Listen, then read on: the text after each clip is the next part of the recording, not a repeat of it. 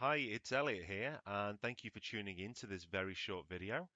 I'd also like to say thank you to everyone who responded to the poll on Slack regarding the question, who has seen or used Stack Overflow previously? So if you're watching this video, perhaps you haven't, or perhaps you have, and you're just keen to hear what I have to say. So Stack Overflow, I'm on their website here. In their About Us section, they say that they're empowering the world to develop technology through collective knowledge. Now, the best way I can describe it is if you have a question, why not crowdsource the answer from some very, very smart people? And to illustrate this, I'm going to show you something that I hope will be useful to some of you. So, first of all, to get straight into it, I'm going to go into Google. I'm just going to paste the question, how do I iterate through the alphabet in Python? Now, obviously, the alphabet has 26 elements, A through Z, and to save typing out lots of code, let's see if there's an efficient way to do it.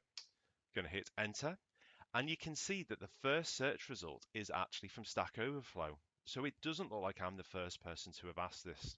As you can see, this was done back in 2013, and we can see that there's actually three answers to the question. So let's have a little look at what there is. So, welcome to Stack Overflow. Um, the general format is that people will ask a question that will have a heading. They will then type their particular question. They can submit some of their own code to see if it's going wrong or submit an error message. And then people will respond to it. So you can see here we have three answers.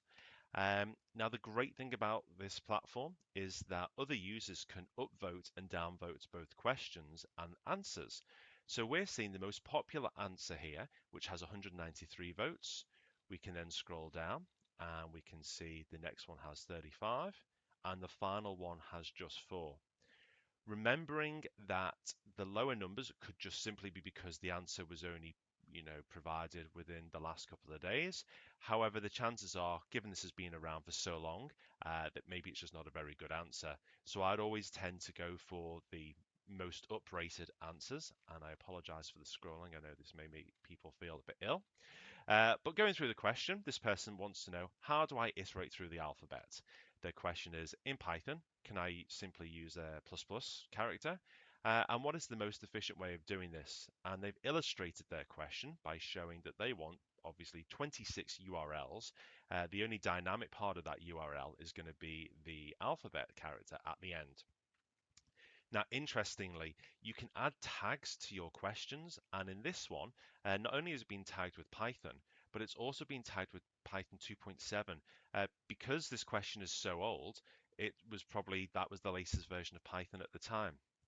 For this course, we're all using Python 3.x, so we'll all be on a very modern version, which is important when we look at the answers. We can see that the original question was asked on the 19th of June in 2013 by this user. It was then edited on the 12th of August. Now, it's happened to me personally.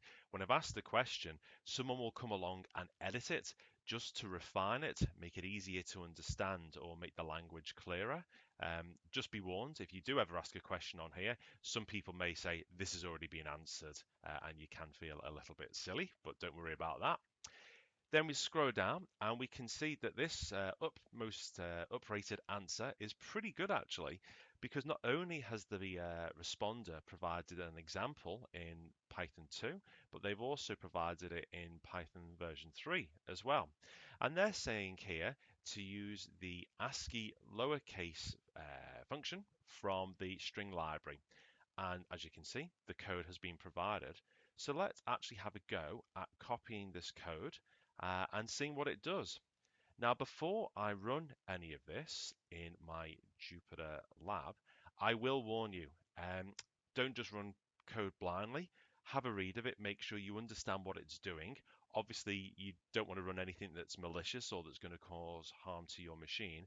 But in this instance, I'm relatively confident that the string library is pretty safe. So as we can see here, standard import from string import ASCII lowercase as ALC. Now ALC is just an alias. I could call it ABCD if I wanted to. I'm going to copy that because then I'm going to run that. And then for I, so for an element in, to this new variable that we've declared, ABCD, I'm going to get it to print this URL. Because it's an F string, it's going to be dynamic, and the only thing that should change is the character at the end. Boom. As we'd expect, there's 26 rows there. So that in just 2 lines of code has created 26 outputs. So this is the power, if you like, of for loops. Now, something that I thought could be interesting, and this is just based on something I observed the other day, and this is not a criticism by any stretch. I'm just all about showing people more efficient ways of doing things, because it's indeed how I learned from my peers and from teachers and trainers. So the other day, I saw that someone decided to create a dictionary for their game, and the dictionary contains the letters A through Z, and they typed it out manually, assigning a number, a numerical value to each letter. So I'm going to use this answer that we've sourced above. I'm going to modify it slightly for our intended purpose. So first of all, I am going to create a new empty dictionary. And then also going to use something, a little tool called enumerate. And so enumerate is great because when you're cycling through a list of elements in a list or whatever it happens to be, it will give an index number to each value. And so that means in this for loop, we've actually got two outputs, IDX, so the index number, and then the letter. And so here for IDX and letter in enumerate ABCD, which we imported above in the alias, I'm going to get it to print IDX. If I hit enter, it would help if I close the bracket, but we can see we now have 0 through 25. What happens if I do IDX plus 1? More intuitively, for the alphabet, 1 through 26. And let's say I wanted to have a look at each of the letters. Again, there's 2 lines of code, has now provided the 26 rows. So for the purpose of creating a dictionary, let's just assign the key value pairs. And so we're going to say for each letter, I want it to equal the IDX plus 1, because we want it to run from 1 through 26, not 0 to 25. And then finally, I'm just going to have a look at what this dictionary looks like. Hit Shift Enter, and as you can see, in just 3 lines of code, excluding the creation of the empty dictionary, we've now got this dictionary with A through Z, 1 through 26. So that's it. Have a look at Stack Overflow yourself. Don't be afraid to create an account. But the other thing I'll point out is if you get error messages in Python, just drop them into Google. Unlike languages like SQL, where the answers are not that intuitive, they tend to be much, much better. And often you'll get the answer, you'll get it very quickly, and it'll save you having to ask around. Anyway, this is one of my first videos, so if you have any comments or feedback, please feel free to put it in the channel or contact me directly. Other than that, I hope you've learned something new, and why don't you have a go with the enumerate function and see what else you can do with this dictionary. Take care. Thanks a lot. Bye now.